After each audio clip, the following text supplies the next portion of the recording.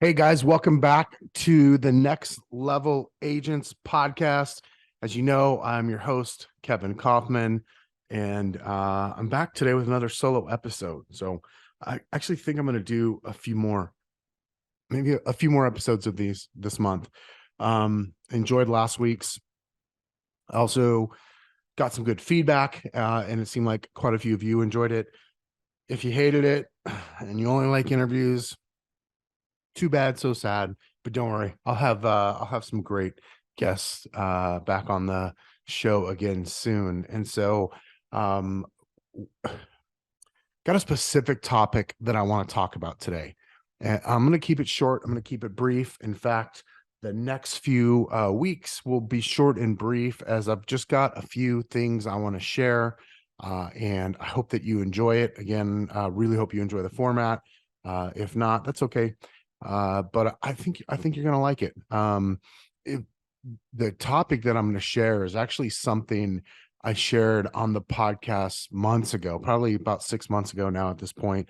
Dustin Runyon and I kind of talked about it, and we sort of just went through these things, but I'm going to break them down and going to share them with you a little bit further today. But before I do that, I want you to get a piece of paper, and I want you to get a pen or a pencil or a crayon, whatever you write with. I don't care. And I want you to write down this URL. Ready? I'm going to wait. Go ahead and grab your piece of paper and pen. I want you to write down the URL nlalive.com. That's right, nlalive.com. If you don't know, if you haven't heard me talk about it in person or seen me post about it yet on social, Next Level Agents, as you may know, in 2018 and 19, we put on a couple rather awesome events in Las Vegas. First one in 2018 was a one-day event with some of the most amazing speakers. I mean, I'm talking about like Jason Abrams from Keller Williams Realty. We had Veronica Figueroa, who at the time was at Remax.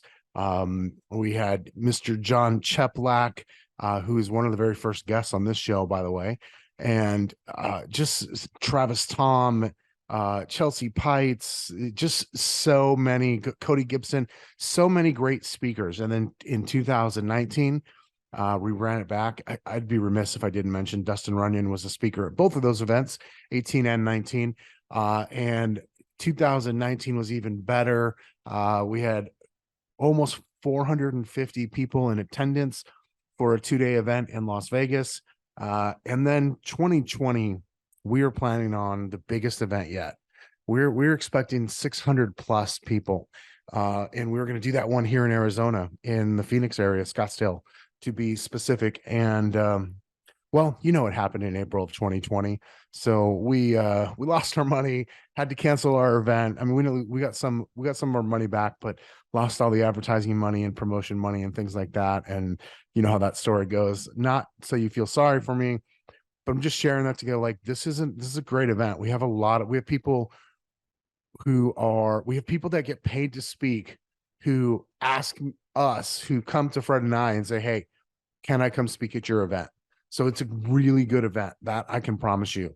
And I'm so excited about it. So we'll be coming back this December 5th and 6th in Scottsdale, Arizona. So if you live in a part of the country where it's not amazing weather in December, you might want to come visit us in Arizona. That's reason enough. But we will put together 2 days of the most amazing, relevant content for real estate agents in 2023. It'll be the best event of the year, and have you totally set up for 2024. So nlalive.com, go there now.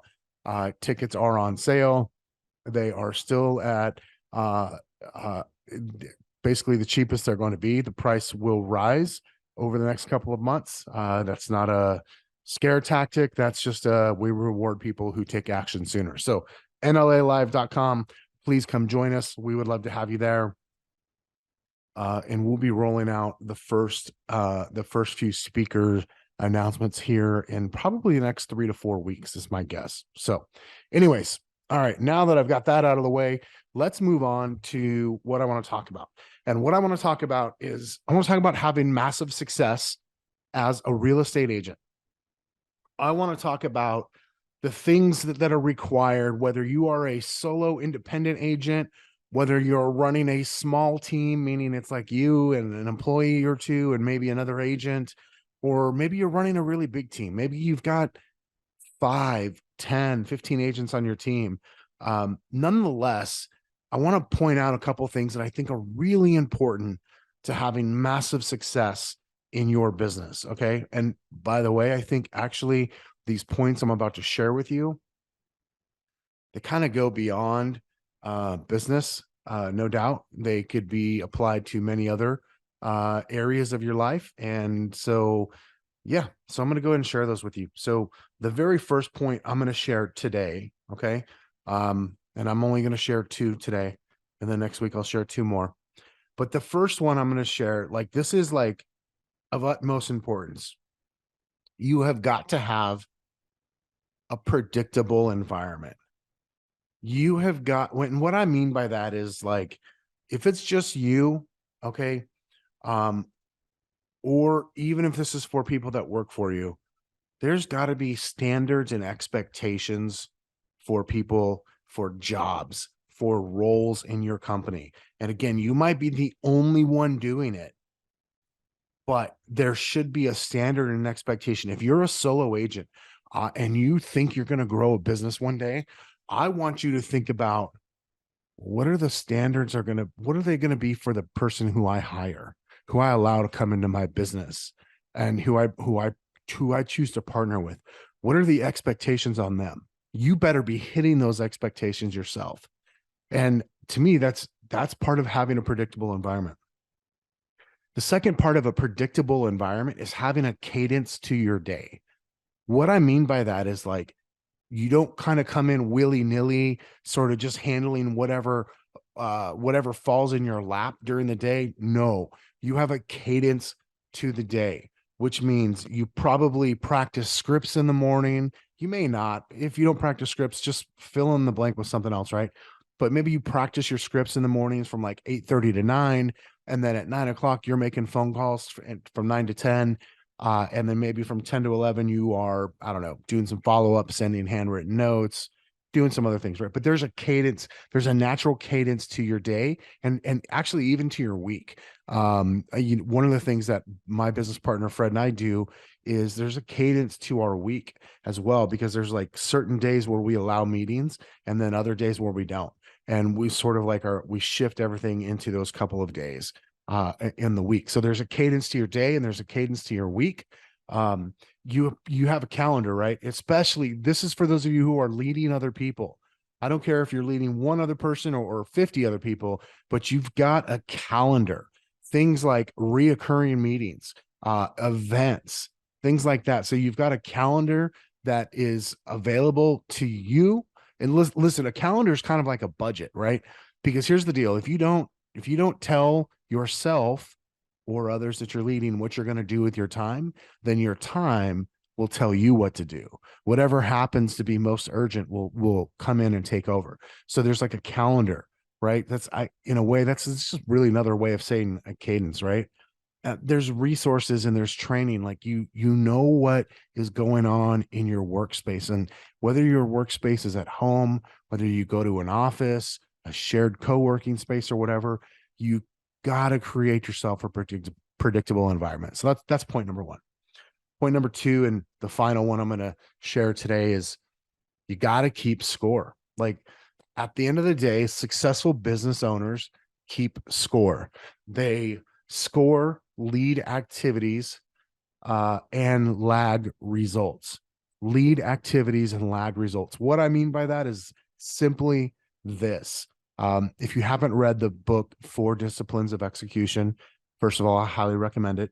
That's where those terms come from, at least for me. Maybe somebody else coined them first, but a lead activity is something like phone calls, maybe even appointments. It could even maybe be signed agreements with buyers or sellers. Lag results are things like pendings or closings or commission, right? So like there's the lead, which is the thing you do, the activity that you do, right? You make phone calls. And then there's the lag, which is you pen deals, you close deals, you get paid, right? So if you're going to be a successful business owner, whether you're a business owner of one or many, you got to keep score. And here's the other part, and this really is important and kind of ties into the lead and lag activities. I think this is so important, is that you've got to be able to define for yourself and for those around you what winning looks like on a daily basis. Because in this business, what you do today doesn't necessarily pay off today. In fact, my friend and kind of an early mentor in my career, Russell Shaw, said to me one time, he said that, the good news about real estate is that, if you kind of screw around today, like no big deal. It doesn't really show, like it doesn't impact you for like another 6 months. And then the other thing about real estate is if you work really hard today and you really make your phone calls and you do everything you're going to do, like you just nail it. The thing is, the results don't really show up for 6 months. So that's the tough part. Like that's why you've got to know your lead activities will lead to your lag results. And so you've got to be able to define for yourself what winning looks like, because the time between I take an action that starts this domino effect that one day pays me and the actual getting paid is so long that it's hard to know when you're winning and losing. So you've got to be able to define what that is. And then the last part of kind of keeping score is don't just keep score, but display it. So that for some people looks like big display boards in their room. Fred and I have always had like a leaderboard and an activity board where we could quickly glance at, and is accessible, by the way, to all the agents in our company to see what everyone themselves and the company as a whole and all of their peers are doing. So you've got to be able to display the score for yourself and for your team members. So my second point today is you got to keep score. If you're not keeping score today, don't let it overwhelm you, but find one thing in your business that you can start keeping score on, and damn it, start keeping score. Because I know for a fact most of you are not keeping score right now. In fact, most of you are not keeping score on purpose right now because the market is hard. And it's like Dustin said this to me, like you've got FOFO, fear of finding out. You've got to keep score. Don't be afraid of finding out where you're really at. Don't be afraid of finding out and showing yourself what your activities really look like. So that's it for today. Priority number one, predictable environment. Priority number two, keeping score. Hope you enjoyed today's episode. I'll be back next week with a few more points for success, and we'll see you then. Don't forget NLAlive.com, NLAlive.com. That stands for Next Level Agents Live, NLAlive.com, December 5th and 6th. We'll see you there.